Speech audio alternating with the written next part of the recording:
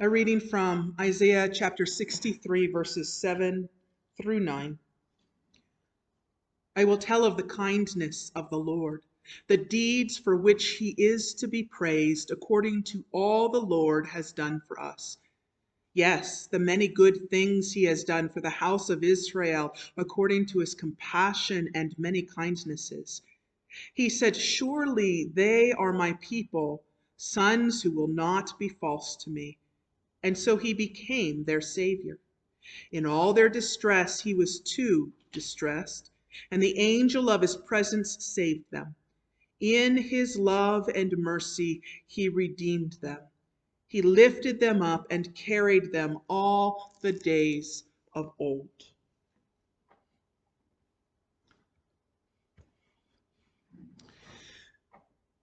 Christmas seems to come in a whirlwind every year. There is all this anticipation leading up to Christmas with decorating and parties and gift buying and wrapping and planning and Christmas songs singing. It takes weeks to prepare. And then, especially this last week of Christmas, you run around getting everything done. And you have the Christmas Eve meal, and you go to church and celebrate the light coming into the world. All 5 candles are lit on the Advent wreath.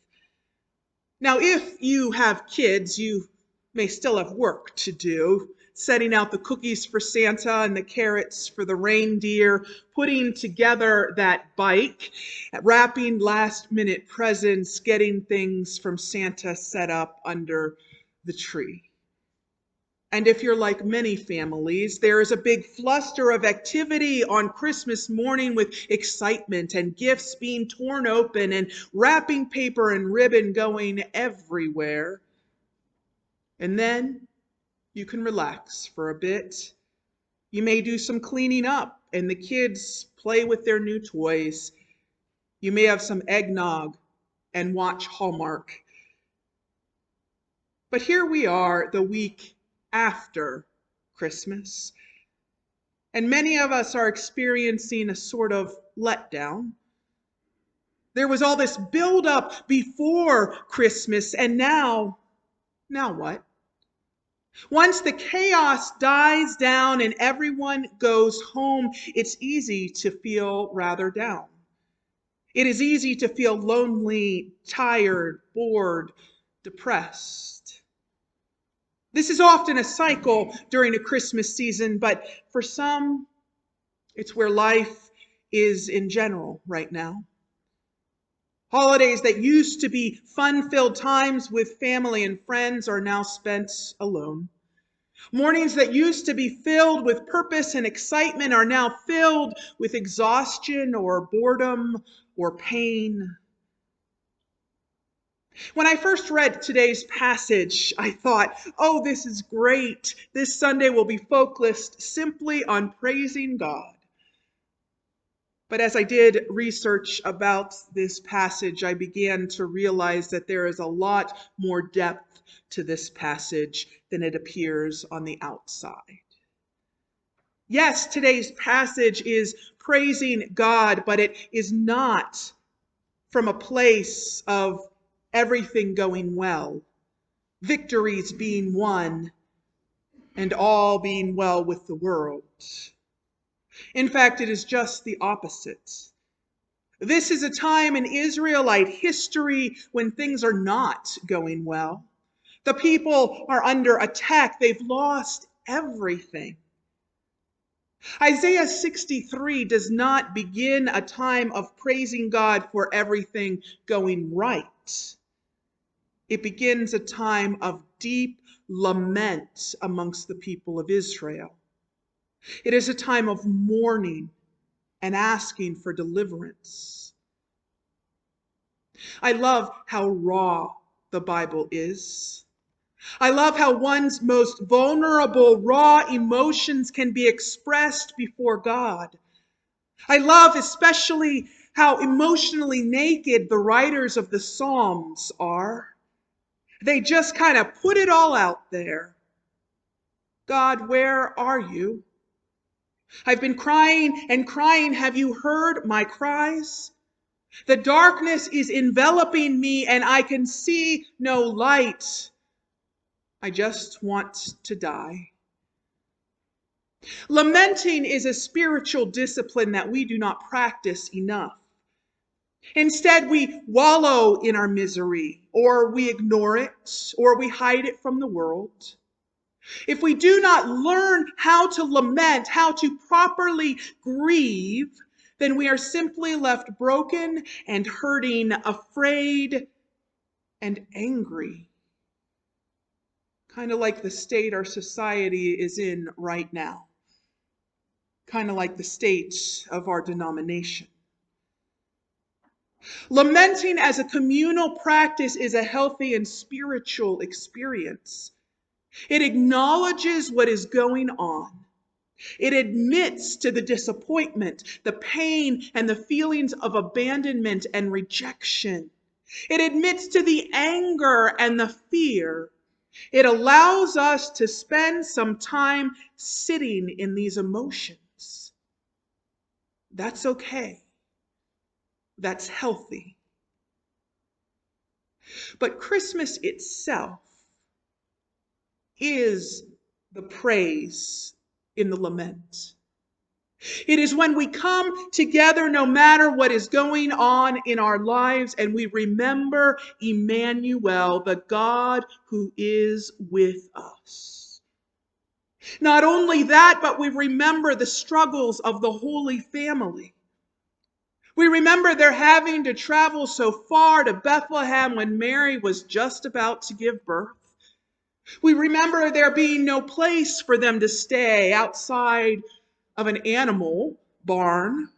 We remember them having to make do with what they had available to them, some rags and an animal trough to use for the baby. Not only that, but now that Christmas Day is over, we remember the journey of the wise men and King Herod who set out to kill the baby Jesus. We remember the killing of the innocents when Herod sent soldiers to slaughter the babies who were 2 years old or younger. And we remember the Holy Family fleeing to Egypt as refugees, fleeing for their lives. I think of what is going on in the Ukraine today. It is a modern day killing of the innocents. There is a modern day Herod setting out to destroy anything he sees as a threat to his power. It is as much an act of Satan today as it was 2,000 years ago. The Jesus whose life was in danger as an infant is with the people of Ukraine. I think of the thousands of refugees fleeing their nations, many fleeing for their lives or the lives of their children. They are being made political pawns by the left and the right, and not just within our nation. They are mistreated. They are made to be seen as enemies or pawns, not as humans made in the image of God. And yet, the Jesus whose parents fled as refugees knows exactly what they are going through, and he is with them. I think of the many people who have lost loved ones this year or over the past few years. They are lonely. They feel forgotten. They feel alone. But the Jesus who often was misunderstood, abandoned, or rejected knows how they feel. And he is with them. In the Bible, we have an entire book called Lamentations. It is a book that cries out in the midst of suffering. And yet in this book, in the middle of the cries, we are reminded of this great promise. The steadfast love of the Lord never ceases. His mercies never come to an end. They are new every morning. Great is your faithfulness, it says. Every holiday, every festival, every ritual in which we take part is a reminder of the promises of God and of God's faithfulness throughout generations. As we tell the story of God's people, of the many times that God has rescued God's people, we have a deeper assurance of how God is with us today, of how we can know that God's promises are true because of how God has been faithful throughout time, throughout history. Yes, the adrenaline rush of Christmas has passed. The celebrations have died down. The pomp and circumstance has come to an end, but we continue to celebrate Emmanuel, the God who is with us, the God who suffers with us, the God who walks beside us, the God who will continue through God's Spirit to work on us and in us and through us. We can mourn, we can cry, we can and should acknowledge the pain and the disappointment and the feelings of loneliness, fear, or anger. But as we do that, let us also raise up our hallelujahs, for we are not alone. God's promises are true. And God is walking beside us in this journey every step of the way. Will you pray with me?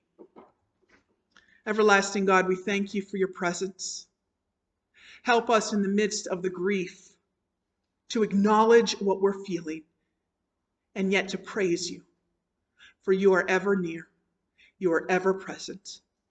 Thank you for the tears you shed for us and for the tears we shed that you see.